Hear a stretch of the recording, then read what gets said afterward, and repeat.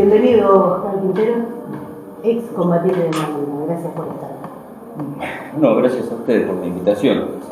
Cumplimos, tratamos de cumplir siempre. Bien. ¿Qué edad tenías cuando fuiste a Malvinas? 20 años. 20 años, ya ¿Estabas cumpliendo el servicio militar obligatorio? Sí, ya habíamos pasado por el tema de la intrusión, que se hacía normalmente en el CIFIN, Centro de Instrucción de Infantes de Marina. Primero tenés un periodo de adaptación de intrusión y bueno, después de esos meses de intrusión, recién ahí te dan destino. Bien. ¿Qué años estamos hablando? 80. Bien. ¿Dónde estuviste en Malvinas? En Malvinas. ¿Qué destacamento te tocó? ¿Unidad? Mirá, yo fui a cumplir servicio a Tierra del Fuego en el Batallón de Infantes de Marina, el BIN 5, escuela. Y bueno, de ahí me uní a la tropa cuando el comandante nuestro nos comunica en Plaza de Armas, en una formación de Plaza de Armas como todas las mañanas, que el BIN 5 había sido designado para marchar a Malvinas. Que bueno, de ahí en adelante volvíamos a las compañías y nos íbamos a tener charlas con respecto a esto. Las charlas eran lo que más o menos se hablaba de entre casa. Nos íbamos a enfrentar a un enemigo ya preparado, ya iban sabiendo. A un enemigo que ya la tenía bien clarita. Ellos han sido un pueblo guerrero por naturaleza, sí. Conquistadores, colonizadores. Y bueno, las charlas se basaban en cosas simples. Mentalmente ellos son rápidos, saben lo que tienen que hacer. O sea que nosotros, para poder sobrevivir al enemigo inglés, teníamos que tirar primero. Porque no dejaban de ser hombres. 2 piernas, 2 brazos, un cerebro. A lo mejor el cerebro de ellos, como nos explicaban, ya tenía el chip de funcionar, de actuar rápido. Entonces nosotros teníamos que contrarrestar la no experiencia nuestra de no tener combates, sí la intrusión, y teníamos que tratar de definir en esos segundos la supervivencia nuestra. Bien. ¿Cuánto tiempo estuviste en Malvinas? Mirá, yo estuve desde el 6 de abril, la toma se hace el 2, cuando replegan a la gente que tomó las islas, que recuperó las islas, el BIN 1, BIN 2, personal de ejército, que se establecieron, vuelven los heridos al continente y ahí preparamos nosotros la salida de Río Grande, porque el batallón del BIN 5 está emplazado en Río Grande, y de Río Grande marchamos a Malvinas. Lo hicimos por avión, el vuelo dura poquito, son 43 minutos, y llegamos el día 6 a eso de las 6 de la tarde también. Bien. ¿Cómo fue esa experiencia? Mira, acá se conocía poco. Yo me acuerdo, era chica en esa época, pero lo que recuerdo es que, bueno, se hablaba mucho y se habló muy posteriormente, sí, a Malvinas, las falencias que tenían en cuanto a comida, vestimenta, el frío que sufrían, lo mal que estaban en el campo de batalla, digamos. Y eso... ¿Te tocó vivir todo ese tipo de cosas o estuviste en otro lugar más tranquilo? No, nosotros estuvimos en el campo. Nosotros, el infante de Marina está acostumbrado a estar en el campo. Nosotros salimos de una zona fría. El día que nosotros salimos del aeropuerto de Río Grande, hacía 17 grados bajo cero.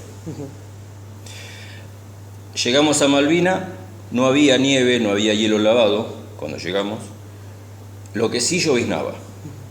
O sea que nos tiramos un poco de equipo al costado de la pista, tiramos una lona, pasamos la noche bajo esa lona y al otro día equipo al hombro y a marchar. El frío para nosotros que estábamos acostumbrados a las zonas frías en realidad, era llevadero. Después, tema comida. Nosotros durante la estadía en Río Grande se hacen alistamientos, los alistamientos te sacan al campo, como quien dice, y vos vivís de campaña pero comiendo oveja. Llegamos a Malvinas, había oveja como para regalar, así que tema de comida... Pero también había todo un comentario de que cazaban ovejas. Sí, ponele, la agarrábamos, la matábamos, la consumíamos. Esa es la parte nuestra. Yo te puedo comentar lo que nosotros pasamos. También te puedo comentar así muy superficial las condiciones en que vivía la gente de ejército, gente que habían traído del norte con un equipo que no era el adecuado, gente que la habían sacado para la fecha, estamos hablando de abril, en el norte, y la llevaron, la desplazaron al sur y de Comodoro, de donde sea, la pasaron a Malvinas y ellos sintieron mucho el cambio. Más allá de que el tema de las provisiones, de la comida, no se le hizo llegar como correspondía.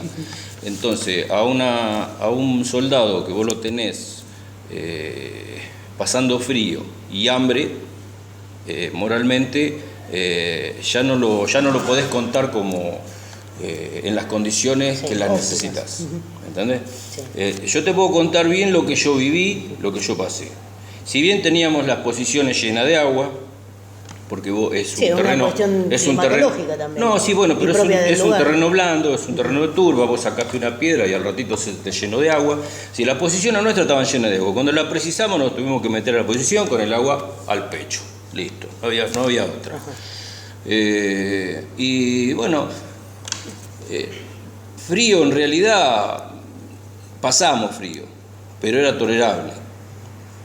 Nosotros teníamos nuestras posiciones, búnker, porque en realidad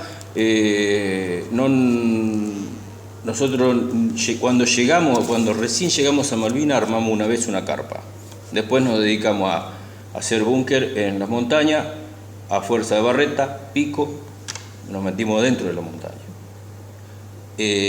Nos protegía más, nos protegía de las inclemencias del tiempo y nos protegía del enemigo también. Y dentro de esos búnker, en el caso nuestro, las ovejas que matábamos las metíamos allá adentro, se faenaban directamente allá adentro, nadie veía nada, ¿me entendés? O sea que por el frío la carne no se descomponía, así que, hambre y frío fue relativo. Cuando se pusieron complicadas las cosas, hambre no tenés. ¿Cuándo se pusieron complicadas las cosas? Los últimos días. Sí, del 1 de mayo... ¿Por el tema bélico o por el tema bélico? No, por el tema bélico. Del 1 de mayo que ingresaron que empezaron a llegar los aviones, porque el 1 de mayo nosotros estábamos de cumpleaños. Ya había hielo lavado en la ladera de los cerros, digamos. Sí. Yo largaba una guardia de 12 horas y superior mío me dice que si no me podía llegar hasta un punto de reunión que teníamos donde guardábamos provisiones, dices, hoy es el cumpleaños de Ángel, fíjate si puedo conseguir algo, si lo llamamos y hacemos un cumpleaños. 1 de mayo me agarra a campo abierto la incursión de 2 Harrier. Ese 1 de mayo fue cumpleaños inolvidable, porque te agarran, es decir, no estás en tu terreno, no estás en tu posición, no estás cerca de tu posición, o sea que, bueno, es decir, no era conmigo la cosa. Ellos tenían un blanco mucho más importante que era Puerto Argentino, o sea, pasaban por ahí por un corredor, pero y como primera experiencia encontrarse con 2 aviones de ese porte fue curioso. ¿Por qué? Por la forma que tiene cuando lo ves de frente. Es decir, vos lo ves que viene de frente. Yo tuve 2 oportunidades de verlo así. Esa primera que fue accidental y una que fue como que lo estaba esperando. Fue un instinto, llamó a mi compañero Castro y le digo, Julio, le digo, vení, le decíamos Sajón. Y como le digo, vení, acompáñame, quédate acá conmigo. Me dice, ¿para qué? Alcanzame el fal. Y me alcanzó el fal. Y bueno, primero apareció el avión, desde 100 metros más arriba de donde estábamos nosotros, desde atrás del cerro, sí. Se levanta el avión. Fue uno de los poquitos días que tuvimos de sol, o sea que la compañía había sacado manta, había sacado todo afuera, para que se claro. Seque un poco, y la tropa estaba toda al aire libre, digamos. Sí. La compañía estaba al aire libre. Después que pasa el avión, porque yo lo veo al avión asomarse y era un bicho raro. Es decir, la forma que tiene el diseño inspira un poco de miedo. Y yo pensé que después que pasó todo, yo creo que el piloto se asustó al ver tanta gente. ¿Por qué? Porque había piezas de artillería aérea, antiaérea. Lo que no tuvo en cuenta es que estábamos todos en descanso. Vio tanta gente, el piloto larga las bombas, pero las bombas no pasan del lado donde estábamos nosotros, sino pegan justo arriba de la montaña, no, o sea, explotan del otro lado, del cerro. Sí. Y se largó en picada. Yo tenía, en ese momento tenía el arma y... ¿Se larga en picada con ametralladoras? Sí, entró con fuego abierto, pero gracias a Dios no tocó a nadie. Fuimos pocos los que abrimos fuego porque estábamos en otra cosa. Y después que pasó el avión recién sonó la alarma de ataque aéreo. O sea que fue inesperado para todos. Y bueno, esa fue la segunda vez. La primera vez, te digo, me sorprendió también porque... Era 1 de mayo, estábamos planeando otra cosa. Estábamos planeando otra cosa. ¿Cómo era un día en Malvinas? ¿Tenían un horario para levantarse? ¿Tenían un esquema, digamos, horario?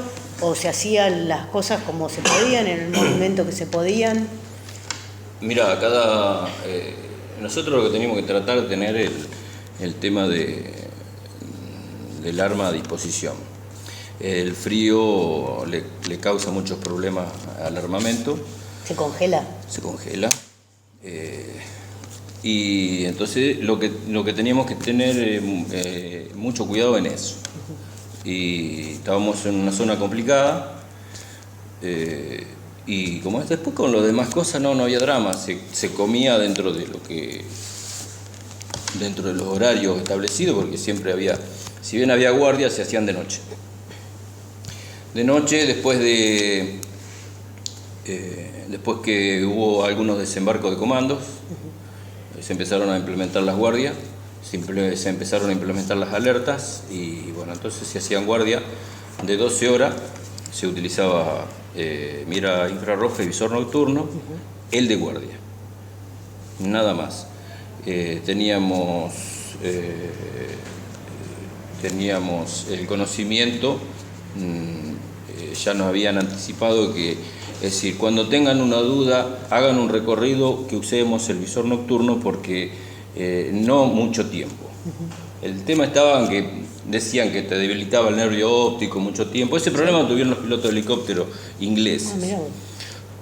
Y entonces nosotros usábamos, cuando teníamos alguna duda, hacíamos un barrido del valle, de la zona, y nos sacábamos alguna duda y listo. No. ¿Ustedes tenían conocimiento de cómo iba el conflicto, de si las bajas, si iban mejor, si iban peor? ¿Tenían información? Sí, nosotros teníamos la información escuchando las radios uruguayas. Si nosotros teníamos una radio común y corriente, una radio de transistores, que podemos tener con cualquiera de nosotros en la casa nuestra, y la recomendación del comandante nuestro, el comandante capitán Hugo Robacio, nos dice, por favor, él se comunicaba a las 18, a las 1800, todos los días, y hablaba con cada sección. Y nos pedía que por favor escuchemos a las radios uruguayas y chilenas, que ellos seguían. Ellos te estaban pasando la información, la verdadera. Sí, te iba a preguntar por algún motivo en particular, porque bueno, nosotros los medios de comunicación nos contaban otra guerra. Sí, general. Bueno. No, por eso. Nuestro comandante nos pedía que por favor no hagamos caso a lo que se difundía acá en el país. ¿Cómo los hacía sentir eso a ustedes? ¿O no tenían tiempo de pensarlo, de analizarlo? No, estábamos bastante ocupados. Estábamos bastante ocupados. Teníamos la información y sacábamos nuestras propias conclusiones. Ajá. Estábamos atareados, teníamos bastante trabajo allá, armando posiciones, trasladando cosas. Lo que sí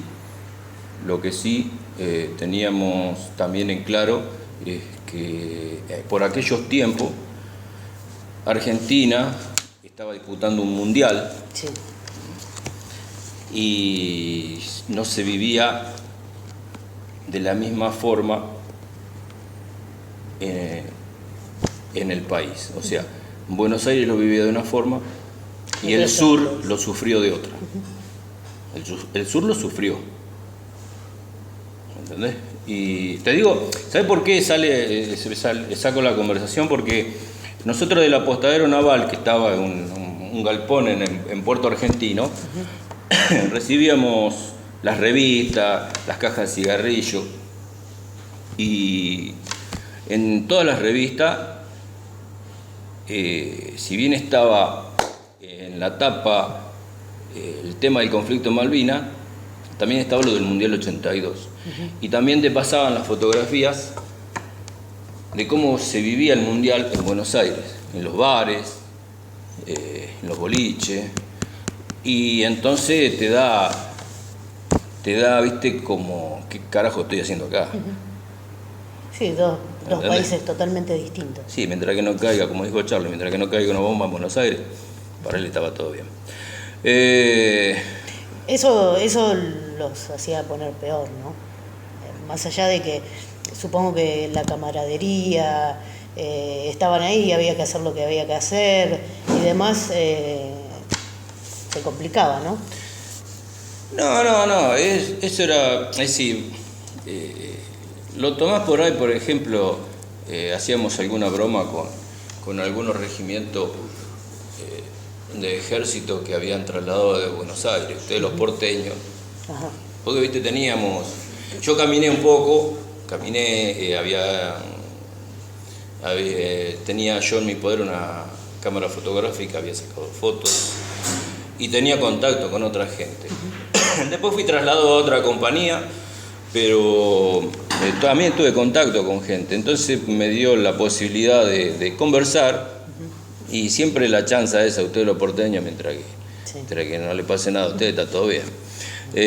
Nosotros como batallón, como único batallón de infantes de marina, como única gente de la armada que tenía, que había en la isla, tratábamos de mantener contacto con las compañías nuestras, con nuestra gente.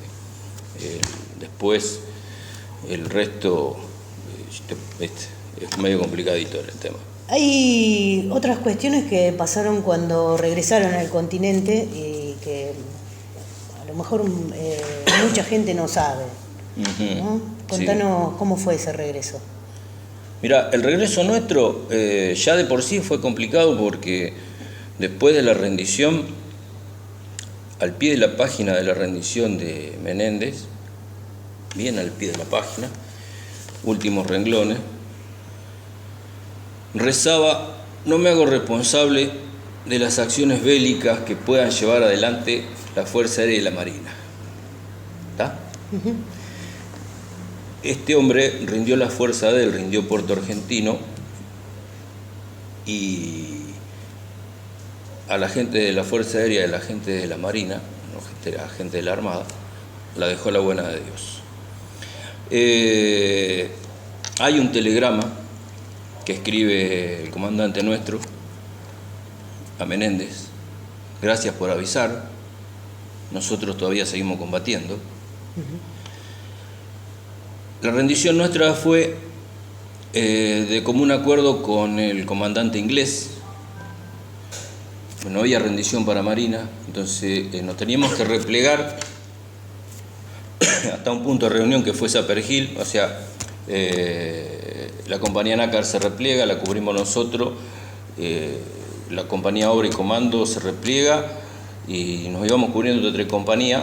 Sí. Y después, una vez que estábamos 4 de las compañías, nos íbamos a reagrupar con la compañía Mar, que estaba en Sapergil, una playa de desembarco, y ahí teníamos que esperar las nuevas noticias. La nueva noticia que supuestamente era que íbamos a poder ingresar a Puerto Argentino, que así fue, pero no podíamos permanecer en Puerto Argentino. O sea, entramos después de tratativas y de común acuerdo, después que acomodaron ellos su tropa, ingresamos nosotros a Puerto Argentino. Hay registro que el batallón de Infante Marina entra marchando y cantando la marcha del Infante a Puerto Argentino con todo el armamento. Llegamos al apostadero naval y del apostadero naval pasamos una noche y nos dieron destino. O sea, seguimos caminando y salimos fuera de Puerto Argentino y ahí nos instalamos, hicimos vida de batallón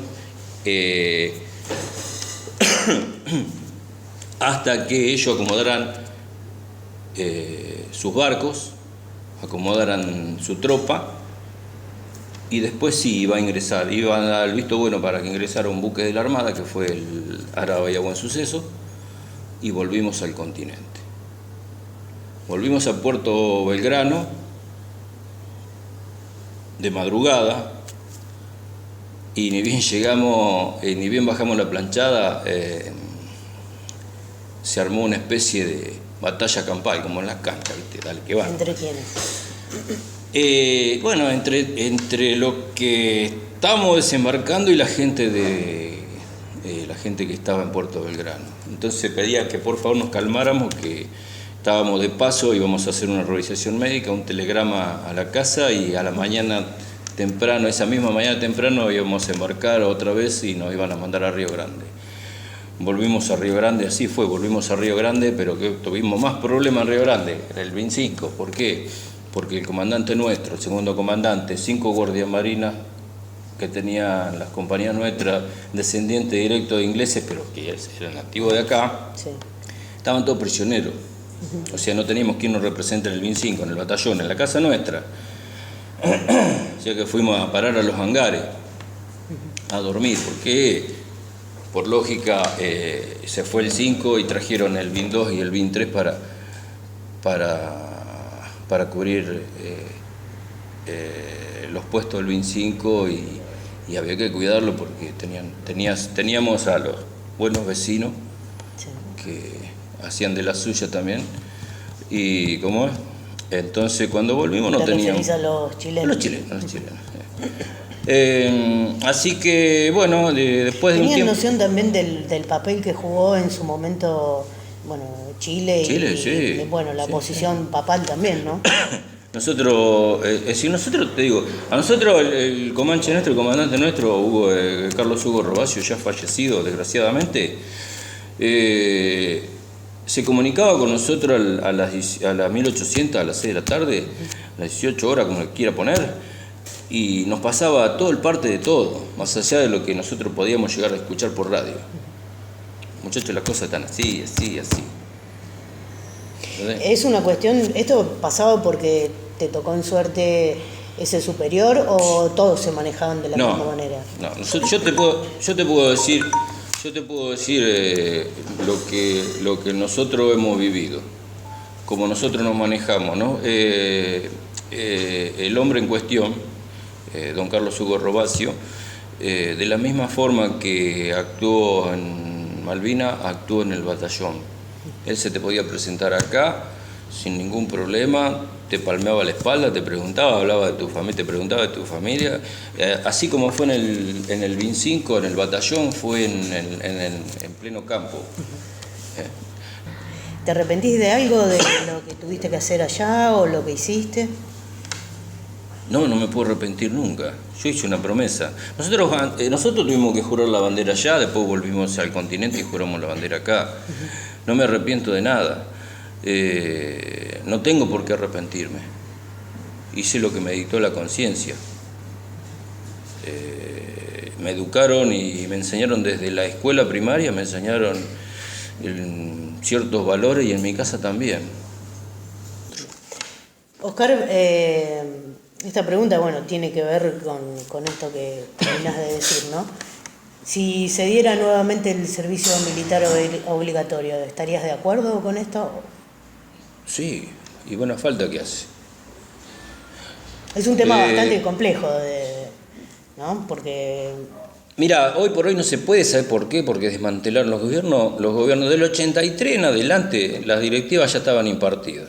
Primero, principal, no se podía hablar de Malvinas. Desmalvinizar era la consigna. ¿Me entendés? Bueno.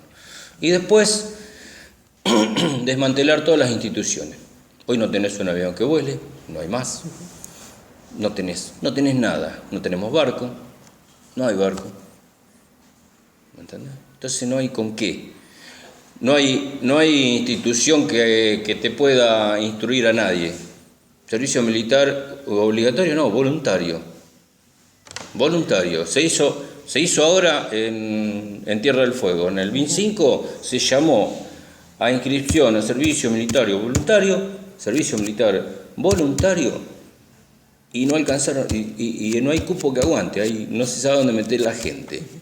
¿Me entendés? Contrario a lo que se piensa, ¿no? Pero ¿sabés cuál es la diferencia? La diferencia está en algo simple. El sur la sufrió Malvinas. Sufrió a los chilenos, lo sufre a los chilenos. Acá no, en esta parte... es otra vida. Es otra forma de pensar. Es otro argentino. Es otra forma de pensar, desgraciadamente. Entonces no le interesa lo que pase allá. Bueno, Oscar, te agradezco este rato de charla. Bueno, a ustedes por la invitación. Bueno, muchas Hay gracias. cosas para hablar si querés.